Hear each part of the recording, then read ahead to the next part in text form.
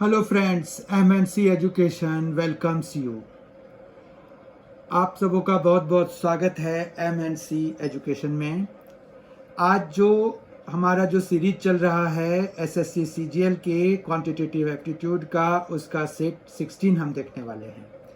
I hope कि आपने already वो 15 सेट्स देख चुके होंगे। आप सबों ने देखा होगा, आप सबों को क्वेश्चंस समझ में आ गए होंगे। हर एक सेट में हम 10 क्वेश्चंस ले रहे हैं, जो कि मार्च 2020 में SSC CGL द्वारा कंडक्ट किया गया था। SSC CGL जो एग्ज़ाम हुआ था, जो कि SSC मतलब स्टाफ सिलेक्शन कमीशन ने कंडक्ट किया था मार्च 2020 में, उसके क्वेश्चंस के समूह है। तो एक तरह से ये प्रीवियस ईयर क्वेश्चन है, प्रीवियस ईयर क्वेश्चन का सेट से है। और फॉर्चुनेटली अभी हमने JSSC के एस्पायरेंट्स के लिए भी एक सीरीज शुरू किया है प्रीवियस ईयर क्वेश्चंस के। तो उसमें हम जो है यहाँ पर, चूंकि यहाँ तो हम 10 क्वेश्चंस के सेट डिस्कस कर रहे हैं, वहाँ पर 20 क्वेश्चंस के सेट से डिस्कस करेंगे। और वहाँ पर हमने शुरू कर दिया है, तो उसके एक वीडियो आ भी चुका है ऑलरेडी, तो आप उससे भी देख सकते हैं। वो भी आपके लिए इक्वली गुड होंगे, आपको बहुत ही ज़्यादा हेल्पफुल होंगे। ठीक है, तो अब हम आज का ये सेशन शुरू करते हैं। क्वेश्चन 1 है, यदि a + b + c = 9 और ab + bc + ca = -22 है, तो a³ + b³ + c³ - 3abc का मान ज्ञात कीजिए। तो इसका मान ज्ञात करना है तो हमें पहले ये क्या आइडेंटिटी बनता है वो पता होना चाहिए। तो हमें a³ + b³ + c³ - 3abc जो है, उसकी आइडेंटिटी होती है a + b + c × a² + b² + c² - ab - bc - ca। ठीक है, तो ये एक आइडेंटिटी है हमारे पास। अब यहाँ पर अगर देखें कि हमें क्या क्या दिया हुआ है, क्या क्या मिल जाएगा हमें दिए हुए चीज़ों से, तो a + b + c तो हमें दिया हुआ है। ab + bc + ca माइनस अगर कॉमन ले लेंगे तो ये भी वही बन जाएगा, तो ये भी एक तरह से हमें अवेलेबल है।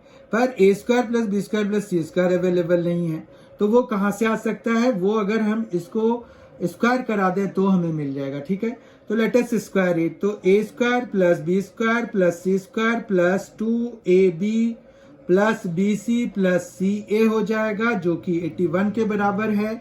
फिर a² + b² + c² की वैल्यू चाहिए हमें यहाँ से, तो हम 81 - 2 इंटू ये जो -22, क्योंकि ab + bc + ca कितना है, -22 है, वो यहाँ डाल देंगे। तो 81 प्लस ये 44 हो गया, जो कि ये 125 के बराबर हो गया। ठीक है, इतना समझ में आ गया।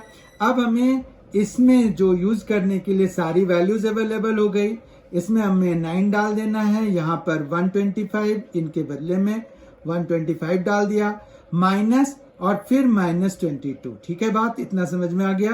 तो इस तरह से 9 इंटू ये 125 और +22 हो गया, तो ये हो गया 147। तो 9 इंटू 147 कितना होता है? 9 7 63, 6 आ गया, 9 4 36 + 6 42 हो गया, 42 4 हो गया, 9 1 9 और +4 तो 13 हो गया। तो 1323 ऑप्शन वाइज अगर देखें तो फर्स्ट ऑप्शन करेक्ट है। आज के अगले 4 क्वेश्चंस जो हैं हमारे इसी तालिका पे बेस्ड है। निम्नलिखित तालिका में विभिन्न फसलों का 2015 से 2019 तक उत्पादन टनों में दिया गया है। तालिका का अध्ययन करें और दिए गए प्रश्न का उत्तर दें। इसमें तालिका में कुछ चीजें दी हुई हैं, तो हमें प्रश्न पहले पढ़ लेते हैं, तो फिर क्योंकि हम पूरा तालिका में क्या करेंगे, जब तक कि हमें पता नहीं होगा कि हमें निकालना क्या है या सॉल्व क्या करना है, तो खाली तालिका से तो कुछ कर नहीं सकते। तो let us see the question. तालिका क्वेश्चन 2 है हमारे पास आज के सेशन का। तालिका में दी गई अवधि में गेहूं का औसत उत्पादन टनों में कितना है? तो गेहूं का औसत उत्पादन के लिए गेहूं वाला कॉलम ये है। ठीक है, तो गेहूं वाले कॉलम को हम ऐड कर देते हैं। तो ये 8 + 2 10, 1 कैरी हो गया, तो 9 + 1 फिर से 10, 1 कैरी 4, 5 9 4 13, 2 15 + 5 20 हो गया, 2 5 + 4 9, 9 + 3 12 16 18 हो गया। ठीक है, तो 18,000 जो है इसका सम आ गया। औसत वाइज अगर देखें तो 1 2 3 4 5 है, 18,000 बाय 5 कर दीजिए। 18,000 बाय 5 हमारे पास कितना आ जाता है, 3,600 हो जाता है। ठीक है, तो औसत जो है हमारा कितना आ गया, 3,600 टन आ गया। तो ऑप्शन वाइज फोर्थ ऑप्शन हमारा करेक्ट हो गया। ठीक बात। अब दूसरा क्वेश्चन लेते हैं जो कि सेशन का थर्ड क्वेश्चन है। जौ के औसत उत्पादन और चावल के औसत उत्पादन में अंतर बताना है। तो जौ का औसत उत्पादन के लिए जौ के कॉलम को हम पहले ऐड करेंगे और चावल वाले को भी ऐड करेंगे क्योंकि उसका भी हमें चाहिए। तो चावल वाले को ऐड कर लेते हैं पहले। तो ये देखिए 5 5 10 + 5 15 हो गया, फिर 1, तो ये 2 2 4 4 + 8 12 + 2 12 + 2 हो गया 14। ठीक है, तो 1 तो 5 5 10 15 15 और 12 तो 27 हो गया। ठीक है, तो ये कितना आ गया, ये जौ के ये चावल के लिए आ गया 2745। और अगर अब इसको 5 से डिवाइड कराएंगे तो हमारे पास 5 5 25, 2 हो गया, तो 5 ये 24 हो गया, तो 5 4 और 9 तो ये 549 हो गया। ठीक है, और इसी तरह से हमें दूसरा वाला क्या चाहिए था, जौ चाहिए था। तो ये 5 + 5 + 5 + 5 तो 20 हो गया, 9 to 11 11 to 13 13 + 7 तो 20 हो गया, 2 11 8 11 + 8 हो गया 19 26 32 7 39 हो गया। ठीक है, 39 बाय 5 अगर कराएंगे तो हमारे पास ये आ रहा है 780।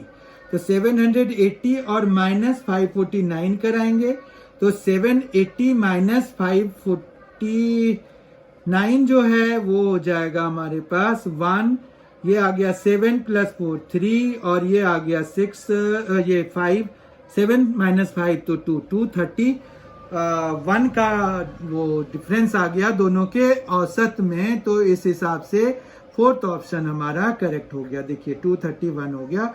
जौ के औसत उत्पादन और चावल के औसत उत्पादन में अंतर जो है वो 231 का आ गया। ठीक है, फिर हमारे पास फोर्थ क्वेश्चन है, गत वर्ष की तुलना में गन्ने के उत्पादन में सबसे अधिक वृद्धि वर्ष डैश में दर्ज की गई। अब गन्ने के कॉलम पे चलते हैं हम। गन्ने में गत वर्ष की तुलना में, अब ये है गन्ने का कॉलम। यहाँ पर अगर देखें तो डिफरेंस कितने का है, 120 का है। यहाँ पर देखें अगर तो ये कितने का है, 130 का है। ये अगर देखें तो ये कितने का डिफरेंस है, 75 का है। ये अगर देखें तो हमारे पास जो इन दोनों का जो डिफरेंस है वो 125 का है। तो इस तरह से सबसे ज्यादा तो चेंज यही है। तो 2016 में सबसे ज्यादा चेंजेस आए हैं। 2017 हमारा काउंट होगा क्योंकि पिछले वर्ष की तुलना में, तो 2017 हमारा आंसर हो जाएगा। ये देखिए 2017 हमारा आंसर हो जाएगा। तो ऑप्शन 1 इज करेक्ट है। ठीक है, कोई दिक्कत नहीं है क्योंकि 2017 में 16 के कंपैरिजन में ज्यादा, मतलब 130, देखिए यहाँ पर 130 का डिफरेंस है ना, तो 130 का डिफरेंस आया था। फिर फिफ्थ क्वेश्चन है हमारे पास, वर्ष 2015 की तुलना में 2019 में मक्का के उत्पादन में कितने प्रतिशत की वृद्धि हुई। तो 2015 की तुलना में 2019 में 2015 जो है वो है 490 और 2019 में है 880। तो 840 माइनस 490 अगर है तो ये आ गया 5 और ये आ गया हमारे पास 3, तो ये आ गया 350। तो 350 बाय 490 और इनटू में 100 हो गया, तो 7 7 से 7 5 तो 500 बाय 7 हो गया, तो 7 7 से 49, तो 10 1 71 पॉइंट, तो यहाँ पर 3 हो गया, तो 7 4 तो फिर 2 हो गया, तो 7 2 तो ये जो है हमारा यहाँ पर जो आया है 71.42 आ रहा है। इसके आगे फिर वो जो है 14 तो 6 हो गया, तो 7 8 जो हो जाएगा। तो इसको अगर हम 2 डेसिमल पे राउंड ऑफ कराएंगे तो ये 43, तो 71.43% हो गया, जो कि ऑप्शन वाइज हमारे पास 71.43%, तो सेकेंड ऑप्शन करेक्ट है। 6th question for today is 40 centimetre व्यास वाले धातु की किसी गेंद को पिघलाकर 0.5 सेंटीमीटर त्रिज्या वाली छोटी छोटी गेंद बनाई जाती है। ऐसी कितनी छोटी गेंदें बनाई जा सकती हैं? ठीक है, तो हमारे पास यहाँ पर सबसे पहले तो देखिए कि व्यास दिया हुआ है, यानी कि रेडियस पहले हम निकाल लेंगे। रेडियस हमारा हो जाएगा 20 सेंटीमीटर। फिर यहाँ पर ये कह रहे हैं कि गेंद है तो स्फेरिकल होगा, तो ये 4/3 इसका वॉल्यूम निकाल लेते हैं। 4/3 into pi into r cube, मतलब 20 इंटू 20 इंटू 20 हो जाएगा। ठीक समझ में आ गया। उसके बाद जो है हमारे पास यहाँ पर जो गेंद को पिघला कर 0.5 सेंटीमीटर त्रिज्या वाले, तो वी डैश बना लेते हैं, वो भी 4/3 इंटू पाई होगा, जबकि रेडियस हमारा 0.5 इंटू 0.5 इंटू 0.5 होगा। अब कितने होंगे नंबर इसके, तो ये पता करने के लिए हमें डिवाइड करना होता है, तो हम डिवाइड करा देते हैं। ठीक है, तो 4/3 कैंसिल हो जाएगा, पाई कैंसिल हो जाएगा। ये 0.5 से ये जैसे देखिए एक हटा दिया तो यहाँ पर एक 0 और आ जाएगा, तो 5 से यहाँ पर जब हम कैंसिल करेंगे तो ये आ जाएगा 40। ठीक है, इसी तरह से ये भी 40 हो जाएगा, ये भी 40 हो जाएगा। तो बेसिकली 40 इंटू 40 इंटू 40 हो गया, तो ये आ जाएगा 64,000। ठीक है, 7th क्वेश्चन है हमारे पास 0.64 मीटर स्क्वायर क्षेत्रफल वाली एक गोलाकार डिस्क। तो यहाँ पर पहले तो वो दिया हुआ है ना, क्षेत्रफल दिया हुआ है, तो एरिया हमारे पास कितना होता है, पाई आर स्क्वायर होता है, वो दिया हुआ है 0.64 पाई के बराबर। तो पाई से पाई कैंसिल करा दीजिए। आर स्क्वायर अगर हमारा 0.64 है तो आर हमारा 0.8 के बराबर हो जाएगा, यहाँ तक कोई दिक्कत नहीं है। उसके बाद जो है तो हमारे पास यहाँ पर वो लुढ़क कर 1.408 किलोमीटर लंबाई तक लुढ़कती है। एक यहाँ पर जो है ना ये मीटर में दिया हुआ है, ठीक है, और जबकि ये जो डिस्टेंस दिया हुआ है वो किलोमीटर में दिया हुआ है। तो हमें अगर नंबर ऑफ रिवॉल्यूशंस पता करने हैं तो हम जो है ये डिस्टेंस बाय 2 पाई आर मतलब सरकमफरेंस रख लेंगे। तो डिस्टेंस हमारे पास जो है वो है 1408 मीटर में जब चेंज कराएंगे तो यही आ जाएगा हमारे पास 1.408 किलोमीटर के बदले में 1408 मीटर्स आ जाएगा। और 2 पाई आर की बात करें तो 222/7 और आर हमारा कितना आया है, आर आया है 0.8। ठीक है, बात समझ गए। एक और 0 यहाँ पर डाल देते हैं, ये पॉइंट हटा के। ठीक है, अब हम यहाँ पर अगर 2 से कैंसिल कराएंगे तो 7020 आ जाएगा, ये 64 880 आ गया। ठीक है, तो ये हमारे पास जब हम इसको 14080 को जब कैंसिल कराते हैं 8 से तो ये आ जाएगा हमारे पास, पहले तो ये 2 से कैंसिल कराया तो 7040 आया, फिर 8 से कैंसिल कराया तो 880 आया, 22 से जब कराएंगे तो 440 आ जाएगा, और यानी कि ये 7 तो ऊपर जाके मल्टीप्लाई होना है तो ये आ गया 280। इस तरह से अगर ऑप्शन वाइज देखें तो फर्स्ट ऑप्शन हमारा करेक्ट। आज का क्वेश्चन 8 है, 2 स्पर्श रेखाएं PA और PB बाहरी बिंदु P से केंद्र O वाले एक वृत्त पर खींची गई है। ठीक है, तो हम यहाँ पर एक जैसे एक वृत्त बना लेते हैं, एक वृत्त बना लिया, उसमें जो है बाहरी बिंदु से P से PA और PB 2 वो खींचे गए हैं, स्पर्श रेखाएं खींची गई हैं, केंद्र इसका O है। तो यहाँ पर ये जो ऐसे है कि ये वाला जो एंगल है वो दिया हुआ है 30 डिग्री। ठीक है, ये 30 डिग्री है, तो जब हम इस रेडियस को यहाँ से ज्वाइन कराएंगे तो ये भी 30 हो जाएगा, क्योंकि ये एक आइसोसेलेस ट्रायंगल है। देखिए ये R है तो ये भी R है। ठीक है, तो ये भी 30 हो गया, ये भी 30 हो गया। ASP से इसकी वैल्यू कितनी हो गई, 30 + 30 60, तो 120 हो गया, क्योंकि 180 होना चाहिए तीनों का सम, तो 120 हो गया। अब इन दोनों का सम जो है वो होता है 180, तो ये 120 है, तो ये 60 हो जाएगा। तो हमें A P B, angle A P B जो है 60 डिग्री आ जाएगा। थर्ड ऑप्शन हमारा करेक्ट हो जाएगा।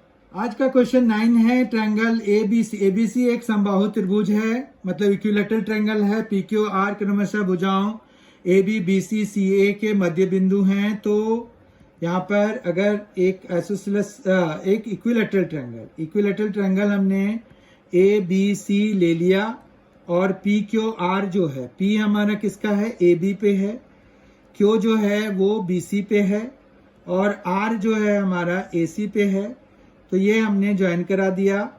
अब यहाँ पर क्या होता है कि अगर दो मिड पॉइंट्स, मतलब कोई भी दो साइड्स के मिड पॉइंट्स को ज्वाइन कराते हैं, तो वो थर्ड साइड के पैरेलल और आधी होती है। मतलब ये जो आरपी है ना, आरपी जो है वो हाफ ऑफ बीसी है, ठीक है। तो अगर हमारे पास एबीसी के भुजा की लंबाई 8 है, तो ये 8 यानी कि 4 हो गया, ठीक है।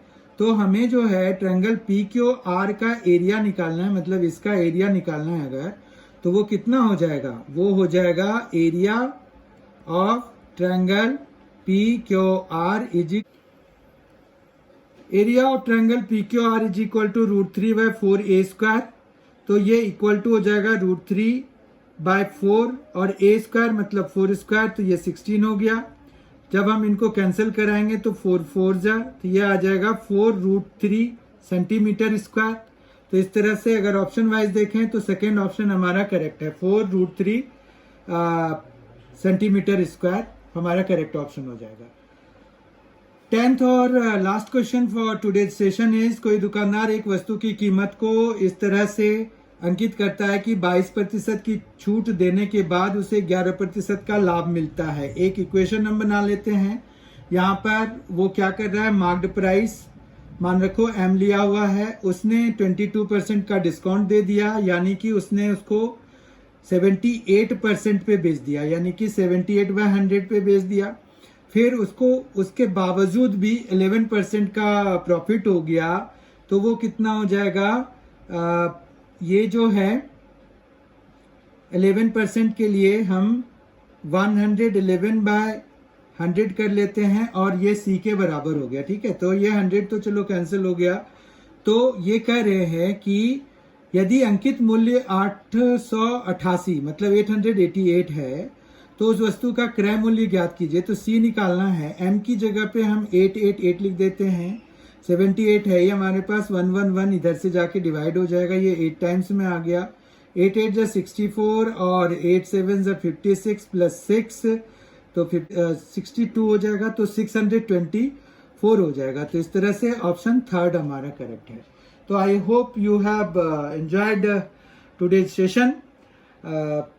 Thank you so much for being with अस। इस तरह के हमारे पास अभी जो है 25 सेट्स हैं इन टोटल। अगर कोई डाउट होता है तो आप जरूर पूछें कमेंट बॉक्स में, कमेंट जरूर करें कि कैसे क्वेश्चंस लग रहे हैं आपको। Thanks for being with us and bye bye for till then. Thank you, thanks a lot.